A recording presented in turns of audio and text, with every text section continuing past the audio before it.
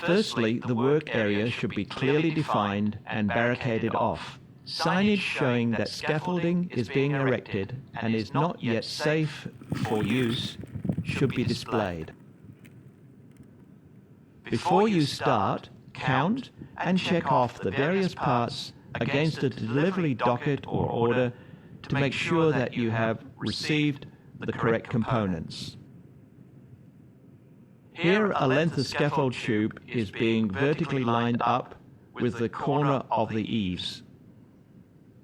This aligns the scaffolding with the building. The parts for the first lift are laid out to roughly set up the positions of the sole plates. It's easier to place ledges and transoms between two sole plates than to measure. The sole plates are put into place. It's important to make sure the sole plates form a firm foundation. The sole plates are leveled. This often means that the ground underneath them needs to be excavated. Use the base plate to compact down the sole plate. Now you need to check that the position of the sole plates and the base plates are correct. Careful preparation at this stage means a good foundation for the scaffold. You can see how the layout of the base lift is starting to take shape. The base plates should be adjusted to compensate for uneven ground. When making adjustments to the base plates, ensure you have scope for adjustment later. Now, the first bay can be erected. Try to start at the highest point. Insert the base plates into the standards. Do this on both sides. Working as a team, the standards are lifted and the transom is inserted into the lowest V connectors. Notice on the right how the standard has been rotated so the highest V connectors go along the faces of the scaffold. The standards at the other end of the bay are then held in place and the ledges are attached.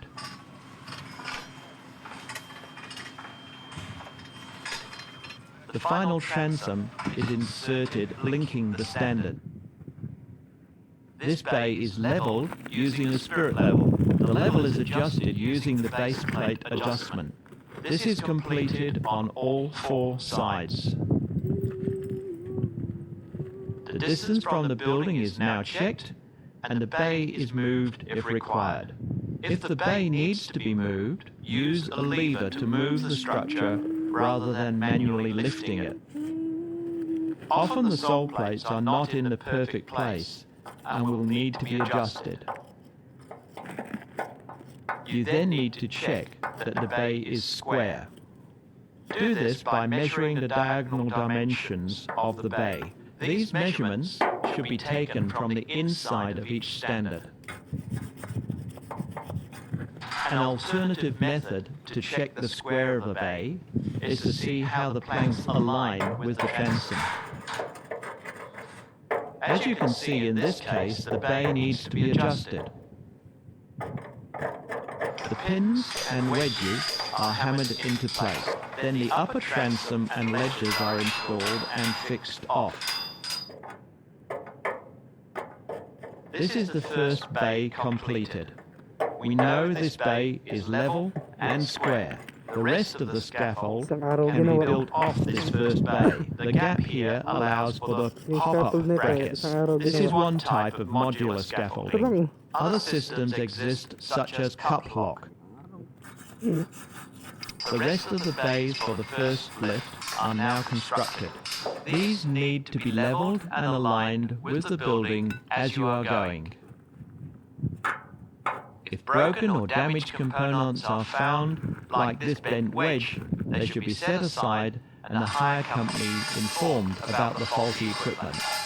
This lift is planked out to form a working platform to make it easier to add the upper ledges and transoms. An access bay is then erected on the non-working face of the structure. a stairs system will be used inside the bay, providing easy access to the scaffold. The ground in this area is soft, and a larger sole plate is used to distribute the load.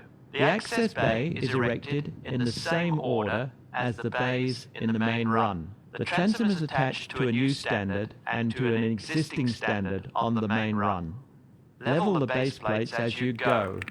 Because of the slope on this site, the base plates need to be adjusted to quite different levels. The upper transoms and ledges for the access bay are now assembled. At this stage, the first lift for all the bays of the main scaffolding are complete, and now bracing needs to be added. The transverse braces are added to stop the scaffold distorting and swaying. As each lift is added, these usually form a zigzag pattern. The braces fit more easily if two people work together to install them, and the top is attached first. Transverse braces are added to the access bay as well. The stairs can now be lifted into place. These need to be carefully fitted over the transom. The area next to the stairs is then planked out. The return is constructed in the same way as the other bays. Check the level and square again. The ledges are rolled into place so the wedge drops into position. Transverse braces are added to the end of the return scaffold. The main run of the scaffold and the return are then tied together using tube scaffold and right-angle couplers. The couplers are normally attached to standards. Couplers are always installed so the tube is supported by the open clamp. The tube is placed in the coupler. The couplers are then tightened. Notice how the spanner is attached with a lanyard. When working at higher lifts, this means that if the scaff spanner falls out of the installer's hand, it will not drop and put other workers at risk. The extra length of the tube is overhanging on the inside of the scaffold.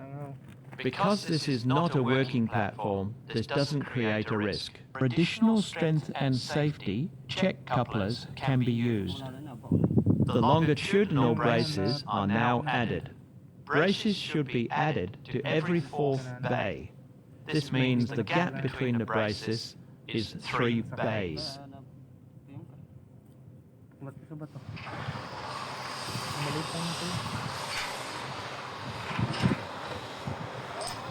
The planks from the base working platform can now be transferred to the next lift to form the temporary working platform.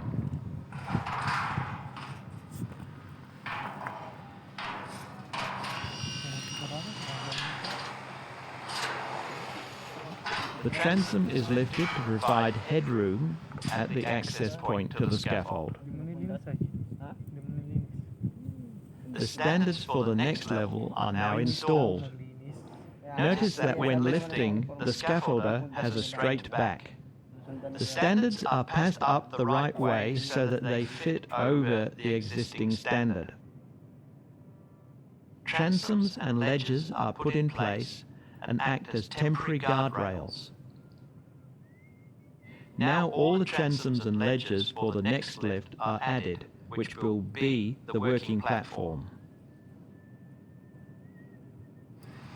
Components should not be stored on the working platform.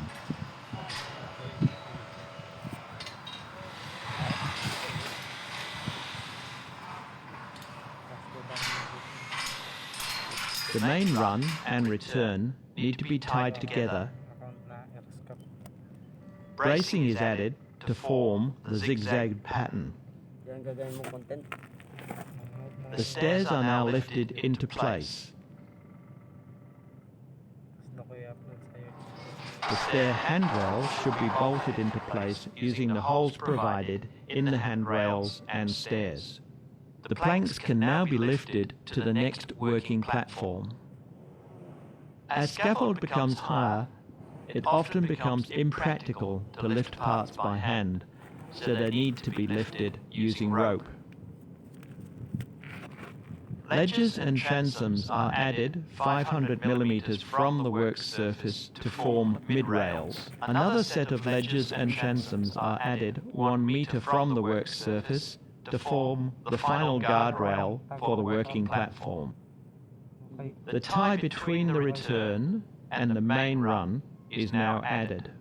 In this case, the extra length on the tube is made to hang out over the edge of the scaffold. Toe boards are installed by lifting the outer plank and rolling the toe board into place. Toe boards should be fixed to the standards using toe board clamps or wire. This needs to be completed on all ends. The steps up to the access bay are too high to be safe and comfortable. In this case, a step will be constructed from tube, couplers, and a wooden plank. The tubes to support the stair are attached to the standards under the planks using couplers. The tubes need to overhang enough to accommodate the planks that will form the step. The tube at the other side is set up in the same manner. The wooden plank is then added and held in place with check couplers. This step is now at a safe height. The stairs have been installed, however there is not enough head height. The stairs need to be repositioned.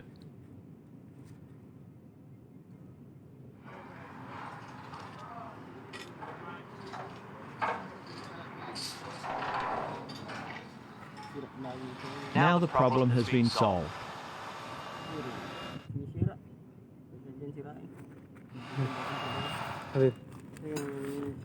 Form brackets or hop-ups need to be installed to allow a working platform between the scaffold and the building. First, the brackets are installed at each end of the platform.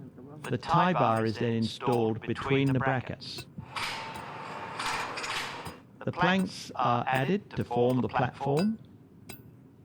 The platform is now safe, and the guardrails and mid-rails can be removed. The scaffold is then checked.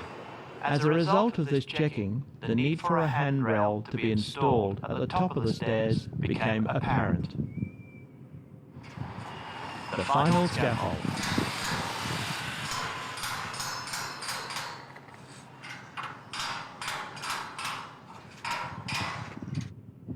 The final inspection and scaffold tag needs to be completed. It's good practice for another licensed scaffolder who is not involved in the installation process to complete this inspection. If everything is okay, the final parts of the tag are completed. The scaffold tag then needs to be clearly displayed at the access point.